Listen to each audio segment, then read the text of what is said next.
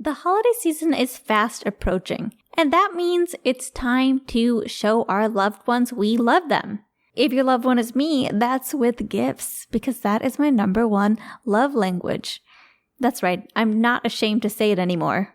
I love gifts, and I love my most recent gift from my friends Jess and Kevin, who got me this amazing egg maker.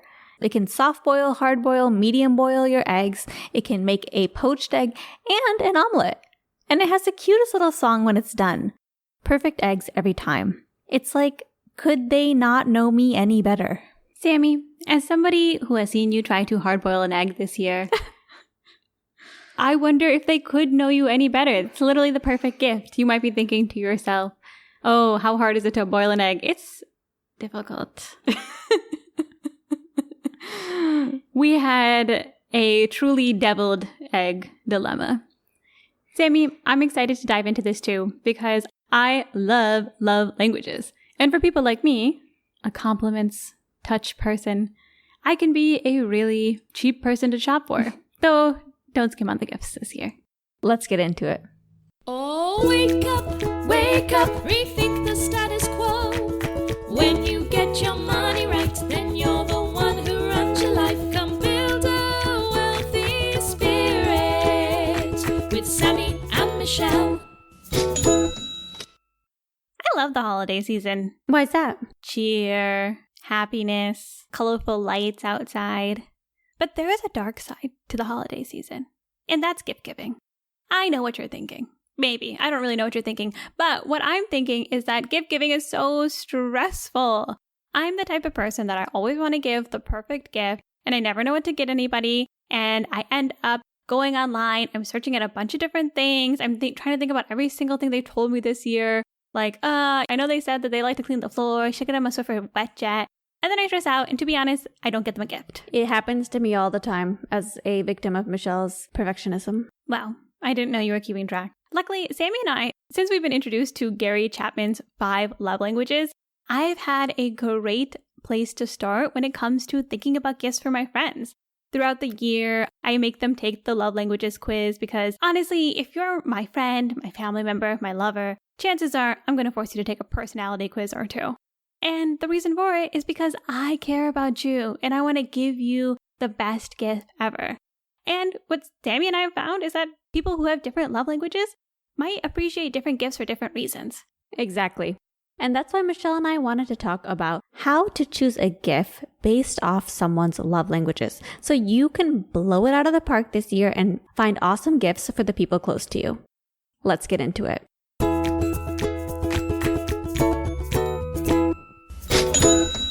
But first, here's a gift that you can give yourself. Our partner for this episode is AirHelp, and I love AirHelp because here's the thing. We've flown probably 6 times in the past year, and half the times my flights have either got an obscene delay or have straight up been canceled. Do you know what it's like to wake up at 5 a.m., take a cab to the Fort Lauderdale airport, only to see while you're halfway there that your flight was friggin' delayed 6 hours?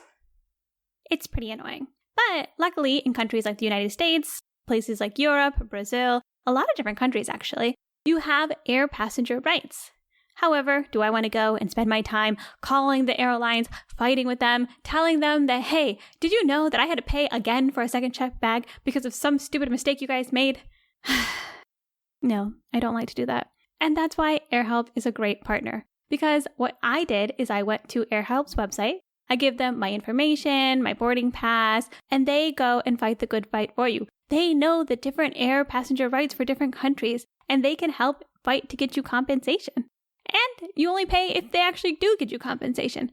$24.99 if they're able to secure the bag for you.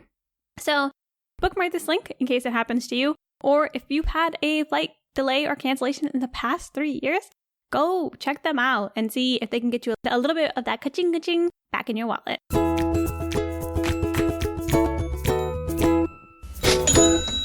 Back to today's topic. How you can use the love languages to find the perfect gift for your loved ones. People do not love the love languages more than me and Sammy. Nope. Period. We're number one. We love love. The love languages is a concept created by Gary Chapman. He's a reverend who wrote a book based off of his experience working with different couples. And he found that different people have different ways in which they like to be shown love. The 5 love languages that he found are gifts, words of affirmation, quality time, acts of service, and touch. Exactly. And the best part is, if you don't need to know anything about this, if you don't know your love languages, we're going to share a link in our show notes to the actual quiz so you can find out your love language. Or start early for the gift giving season. Send it to people you know. Hey, I'm curious. What's your love language? Why don't you check out this super cool quiz by Reverend Gary Chapman? That's how I would text it to my friends. We are always sending people links for the love languages quiz because we always like to know everybody's love language. I recommend doing that in general because it will show you how to love the people around you. Yeah, and Gary Chapman talks about having a full love tank. And a lot of times, if you don't have a full love tank, it's because maybe one of these love languages aren't being met. Or maybe I'm showing you acts of service, but you're a words of affirmation gal.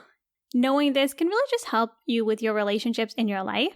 And we wanted to do a fun twist for the holidays, gift giving based on love languages, because this is actually how we start to think about different gifts for our friends, family members, or our lovers. And what better love language to start with than gifts? Oh, yes, gifts.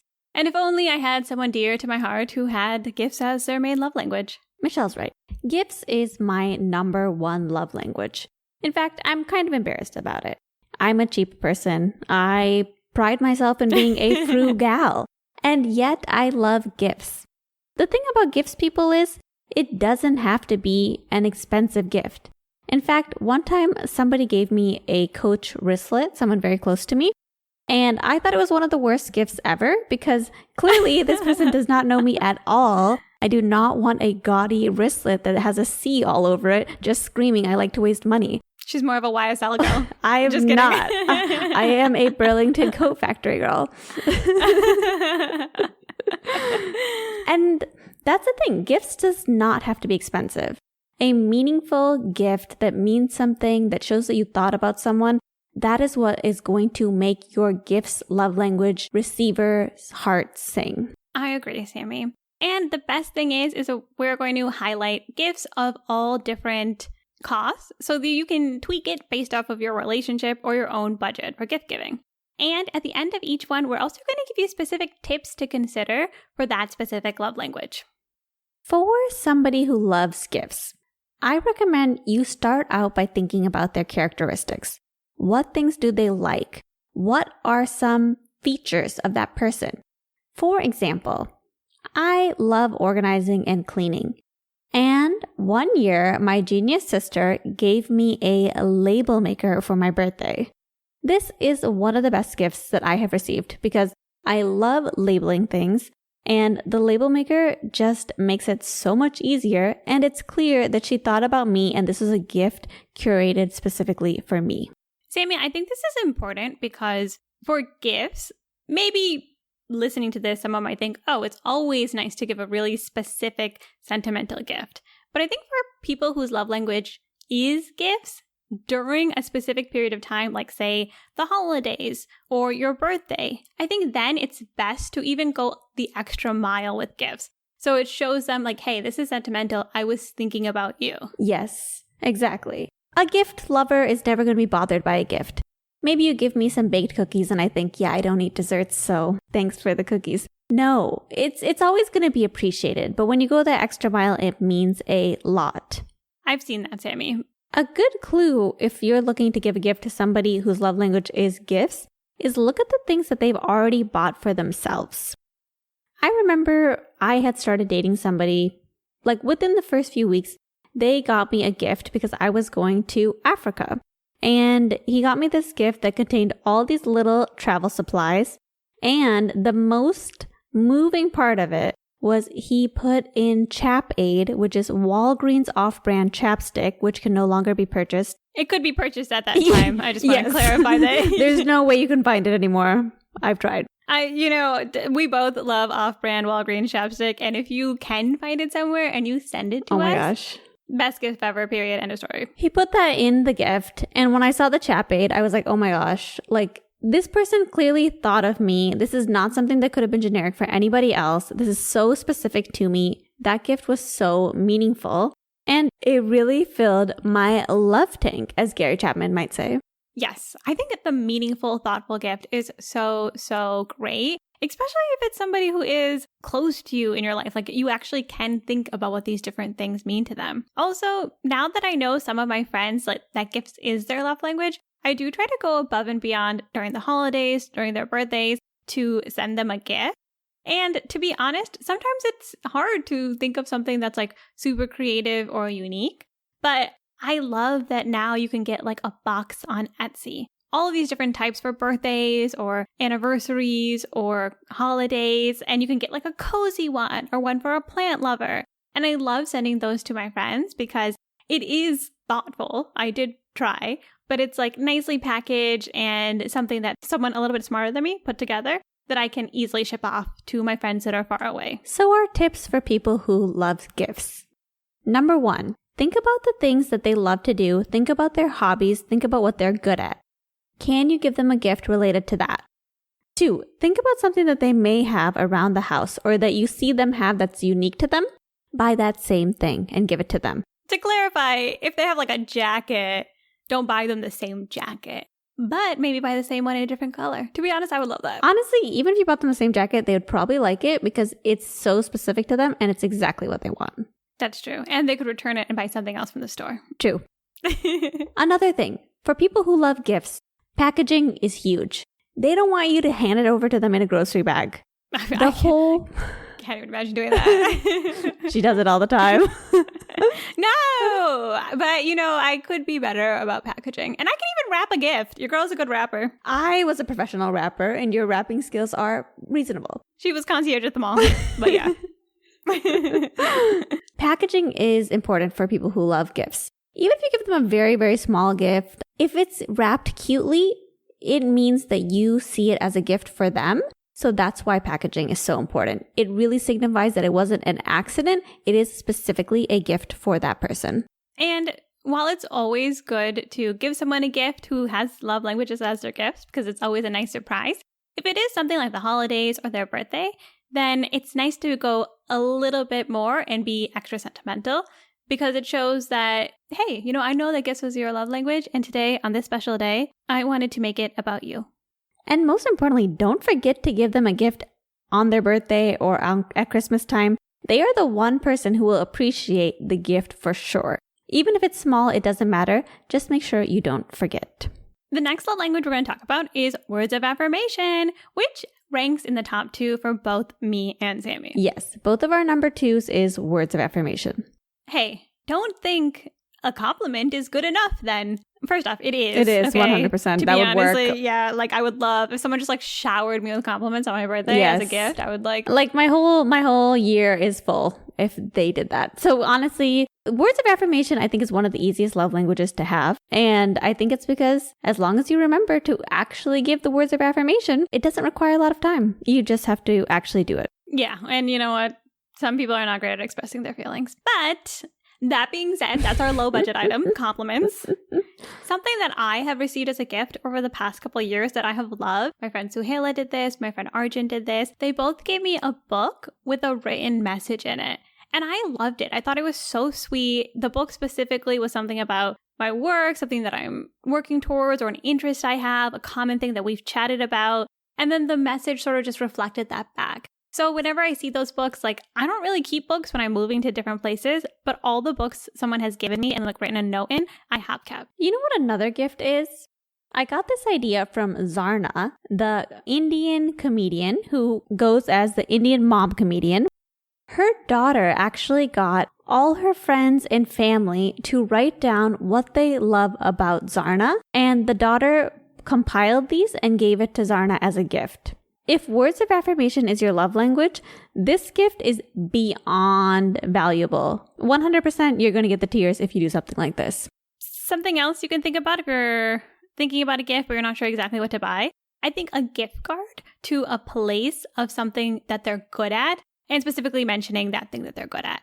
So you might be like, oh, you are so good at your makeup, Sammy. Your eyeliner always looks fly. Your highlighter makes you glow from the inside out. Here's a gift card to Sephora.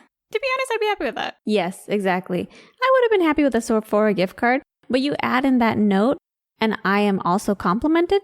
It's a win-win.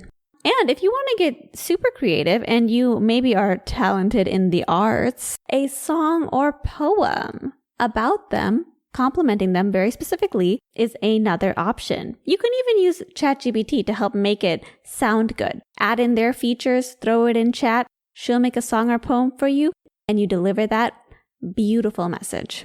First off, I like that you refer to chat as a woman. And second off, I have to be honest, Sammy, I don't think I would like this. I'm like a words of affirmation person, but like, you know, your girl she's had poetry written for her.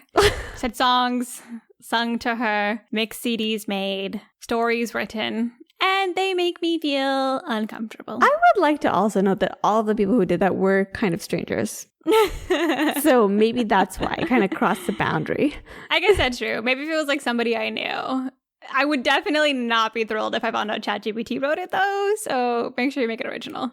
And if you want further details, see our episode on attachment styles for avoidant behavior for people who hate people loving on them.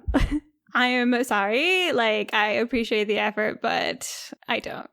Anyway, tips for people who have words of affirmation as their love language. Don't forget the card. Yes, a card might seem like icing on the cake. No, for the words of affirmation love language person, the card is the cake.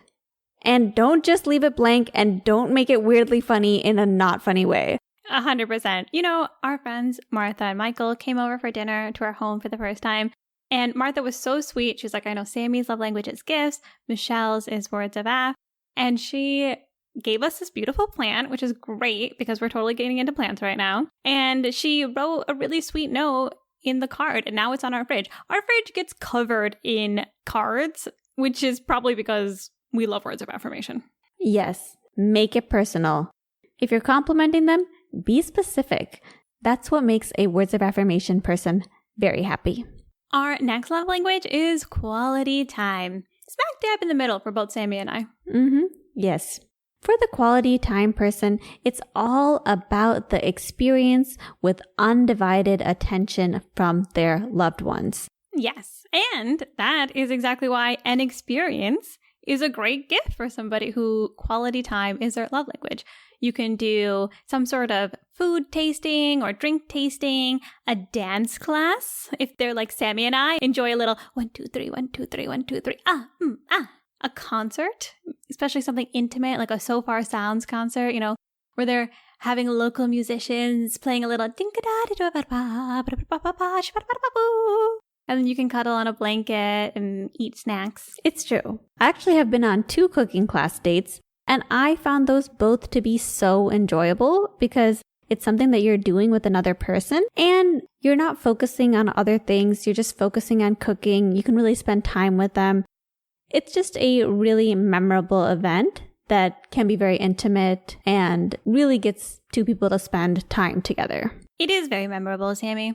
Tell them who you went on the cooking class date with. One of the cooking class dates was accidentally a 21-year-old. Sammy was not 21. I was not 21. I was like 27 plus maybe. I didn't know. I did not know. It was throughout the date that I started realizing that maybe this person was significantly younger than me. Here's the thing. A cooking class, someone gives you a cooking class, you're like, this is somebody of age. This is somebody who is mature. Yes. And he was quite mature. You know, he had started his own business and was making buku bucks. Went to a salsa class. We met there. And then next thing you know, I was on the date and I was like looking at him and I started realizing that he must be quite young. And at the end of the day, he was like, I'd love to see you again. And I was like, love to see you again too, but how old are you? When I found out that he was 21, I literally never date people who are even my age or maybe like even within 2 to 3 year radius of my age. And so well, I would say that he was not 2 to 3 years younger than you.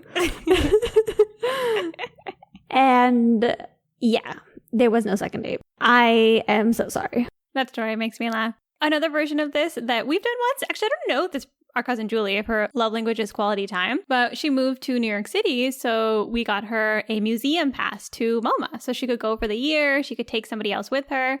And it was really nice, actually, because she went quite a few times. She would take her friends with her, she went to special events, and she told us about it. And it was really nice to think, like, she kind of thought about us every time that she was there, looking at, like, Van Gogh or whatever they got there. Yes. And if you have a partner who likes puzzles or challenges or games, they might appreciate an escape room experience. That's something fun that you guys can do together. Yeah. And if you don't have time to spend quality time with them, which they will not love. Love tank is probably pretty empty then.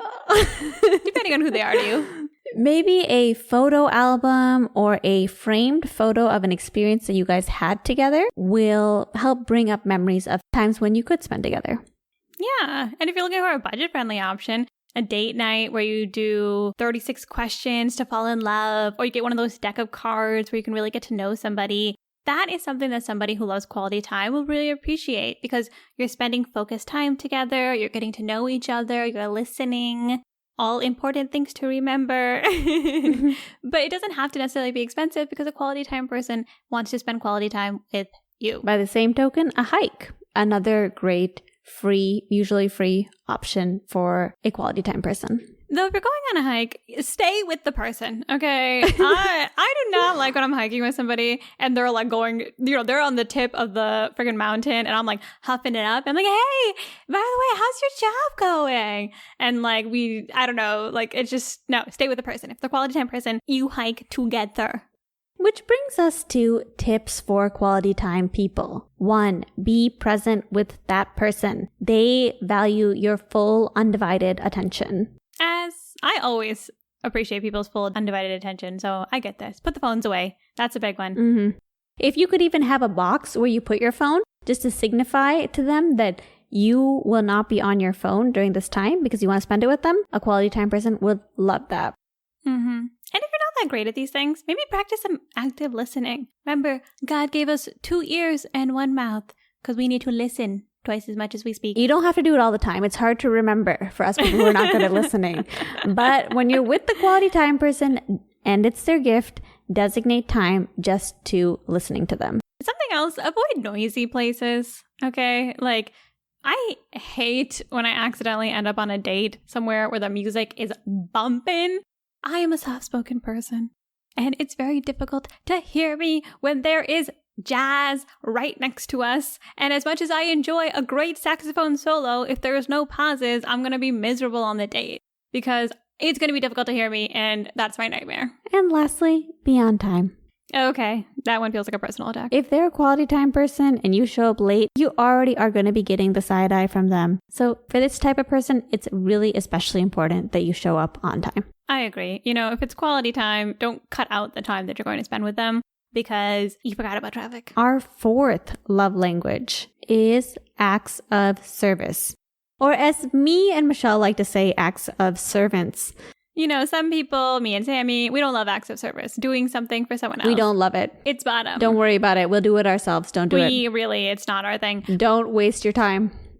But a lot of people do like acts of service. They are people who think, you know what? It's not about your words. It's about what you show me you're doing, your actions. And so we did want to make sure we included it on our list. An acts of service person might like something like getting their car detailed. My car's nasty, so if you want to detail my car, go ahead and do it. It might not fill your love tank, but you'll be happy that checkbox is checked. I fill my gas tank too. Yeah, I won't love you more for it, unfortunately, but I would appreciate it.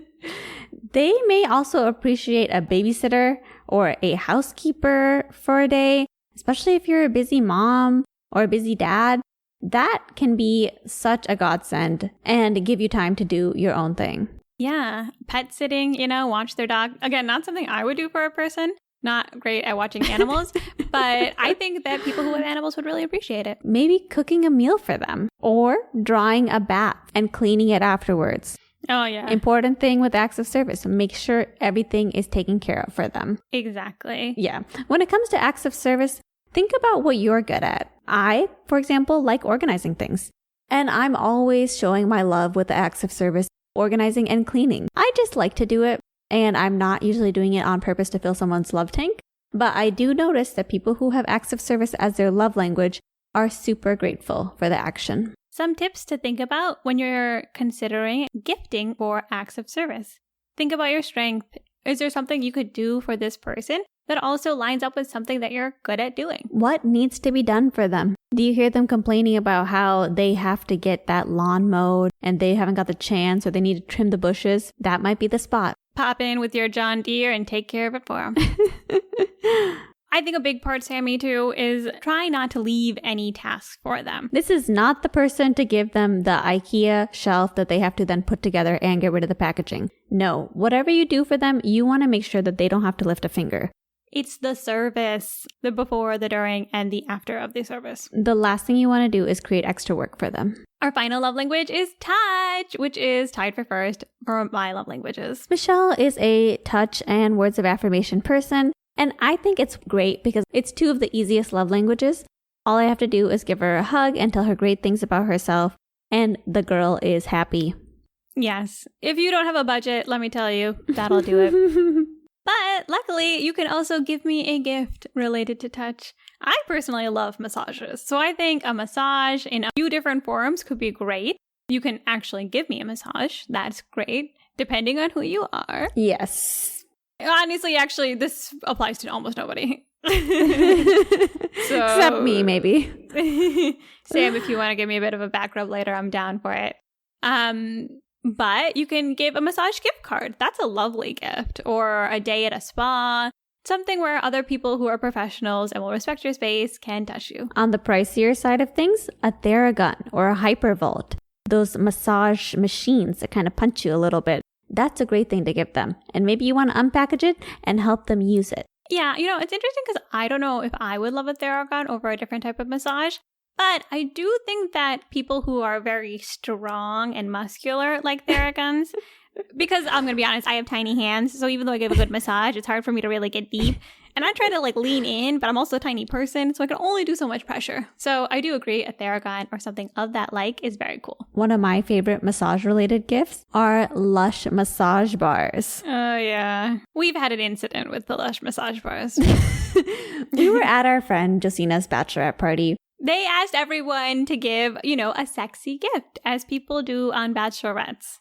And Sammy decided that she should give a Lush massage bar. Yes, I thought it was sexy, and I thought it was a lovely gift that I also love. You can kind of tell she's not a touch person. And first of all, people thought it was soap. Our friend Josina literally opens it, and she goes, "Oh, soap," because she's a very nice person. Yeah, she's so nice. And she didn't know who gave it to her because it was no. We were she's supposed to guess. And historically, I have been a very adventurous person, and people were guessing me for these wild gifts like handcuffs and very sexy lingerie, none of which I gave. I gave these boring ass massage bars because that's the person that I am, and I really like these massage bars. And nobody knew that it was actually given by me. So, yeah, it is a good gift, though. And maybe yes. just write a little note explaining what it is.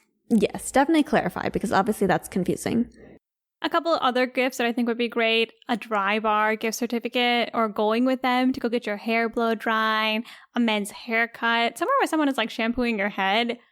Amazing. Let's say it's a person that you shouldn't be touching. Great gifts might be seat warmers for their car, or a towel warmer, heated bathroom floor. We just heard about a smart space heater that you can turn to tell on in the morning before you wake up, and it will heat up the room within 5 minutes. Yes. That sounds like an amazing gift. Yeah, I would love that, except for the fact that I don't love things listening to me all the time.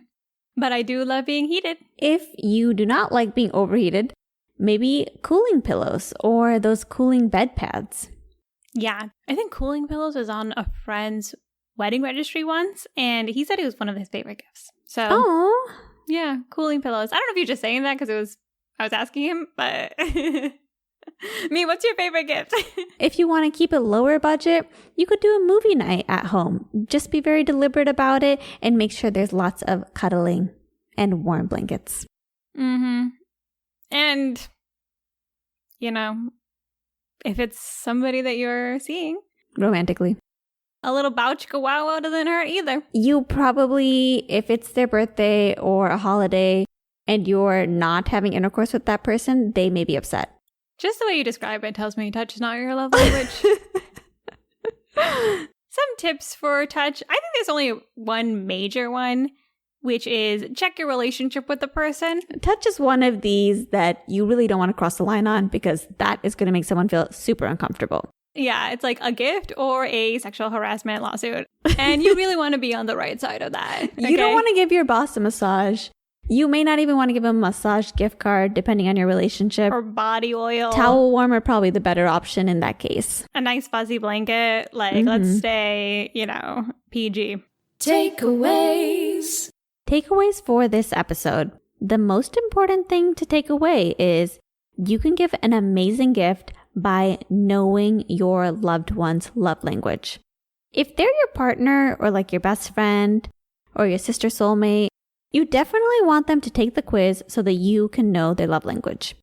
If they don't take the quiz, sometimes you can hypothesize based on their behaviors. Give them a compliment. Do they smile or cringe? Touch them. Do they retract? Do they complain to HR? But seriously, if you think about someone's love language before you give them a gift, you're really setting yourself up for success in getting them something that they would really enjoy and fill up that love tank of theirs. Let us know your comments for this episode too. BuildAWealthySpirit.com. You can find our newsletter there, and you can actually comment on the show notes for this episode. And most importantly, be sure to join us next time as we put down the rule book and we rethink the status quo.